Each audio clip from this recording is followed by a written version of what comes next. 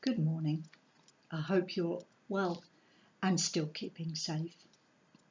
Our thought for today.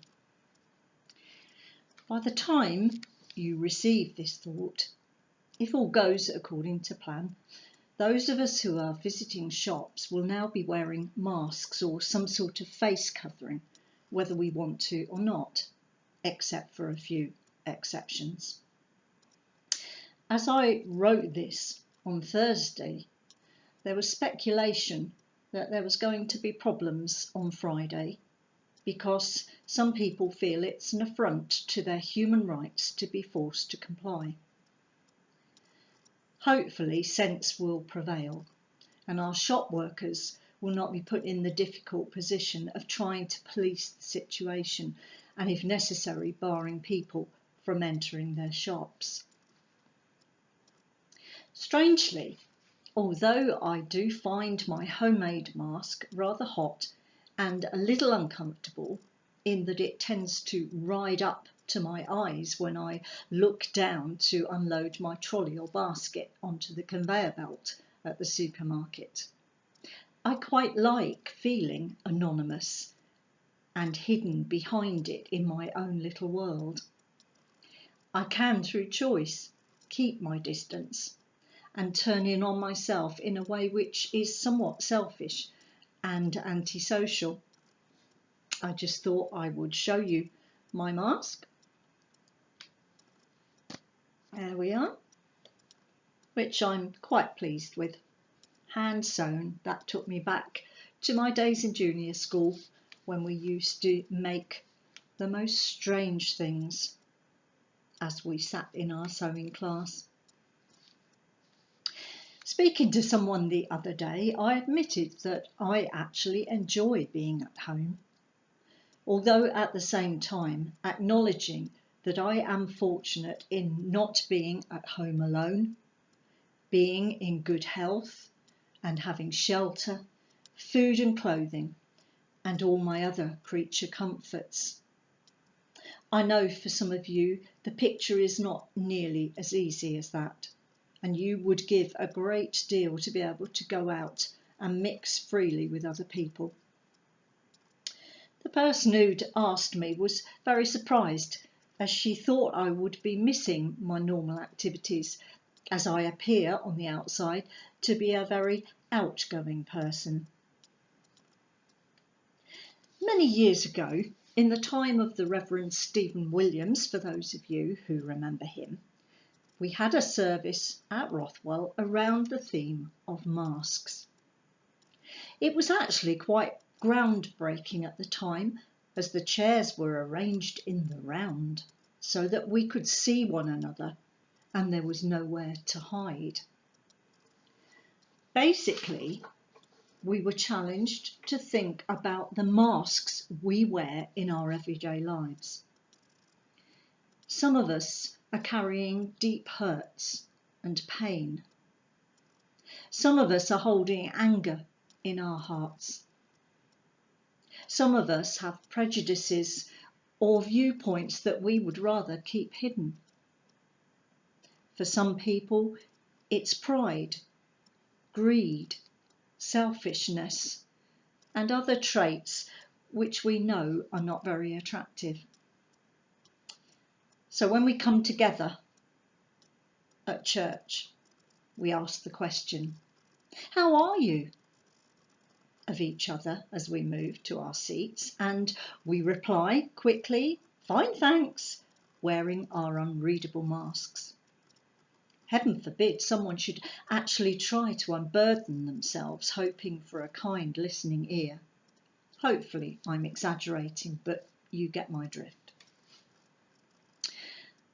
But at the end of that particular service, I remember over coffee there were little clusters of people sharing. There were some hankies dabbing at teary eyes, and even some hugs. Those were the days, eh? As people let down their masks and told the truth to each other. Our shopping masks are causing problems for some people, as it's difficult to read people's facial expressions and emotions when you're wearing a mask. I wonder if you have one of those posh phones that has emojis, as they're called. I think they're a bit like Marmite. You either are a fan and use them at the end of virtually every message you send, or you hate and avoid them at all costs. I just thought I'd show you some emojis, and on those who are reading this thought for the day, they will have a little quiz. But here are a few that I found here on the computer. I don't know if you can fathom what they're supposed to stand for.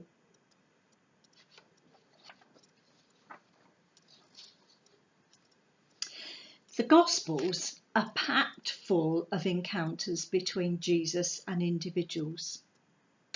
For those of you who are still awake, I know I've said this before, haven't I, in previous thoughts that I've written over this time. But it's just something that draws me back time and time again. So many of the people that we hear about were hiding behind masks. Zacchaeus was a Roman employee, but he was a cheat. The woman at the well pretended her latest man was her husband. Nicodemus was a Pharisee, a member of the Jewish ruling council, and because of that he came to Jesus in darkness so that people wouldn't see him, recognise him. All of them had secrets which they hid from the people around them. But when they came face to face with Jesus, they immediately knew that Jesus saw straight through the masks they wore and deep into their hearts to the secrets they carried. I imagine their first reaction to this revelation was probably fear. The fear of being found out as the people they really were. And then their expectations were probably for judgment and condemnation. You can read those three stories in Luke 19 for Zacchaeus, John 4 for the woman at the well, and John 3 for Nicodemus. But in each of those stories, Jesus accepts the individual as they are, warts and all. He addresses their deepest needs and gives them new, abundant life, forgiving their sins, turning them around and setting them free to live the life God intends for them. Jesus says in John 10, verse 10, I have come that they may have life and have it to the full. So the question for you and me today is, what mask are you hiding behind? Jesus waits for us to come to him and take off that mask. After all, he sees straight through it anyway, and he loves us in spite of whatever is deep within that we try to bury and hide. As personality type, I would imagine I would be known as a control freak. So I find it very difficult to let go and let God sort out what needs sorting out in order to straighten out my life yet again and set me back on the right path. In the Covenant service back in January, many of us would have read these words. I am no longer mine, but yours. Put me to what you will. Rank me with whom you will. Put me to doing. Put me to suffering. Let me be employed for you or laid aside for you. exalted for you or brought low for you. Who would have guessed what was coming for us all in this year? But God is trustworthy and unchangeable.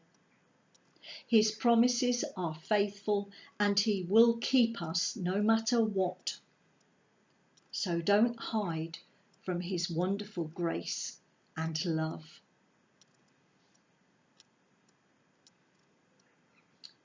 For those of you watching, there's a video now entitled Life is Fragile, which we could use as a prayer.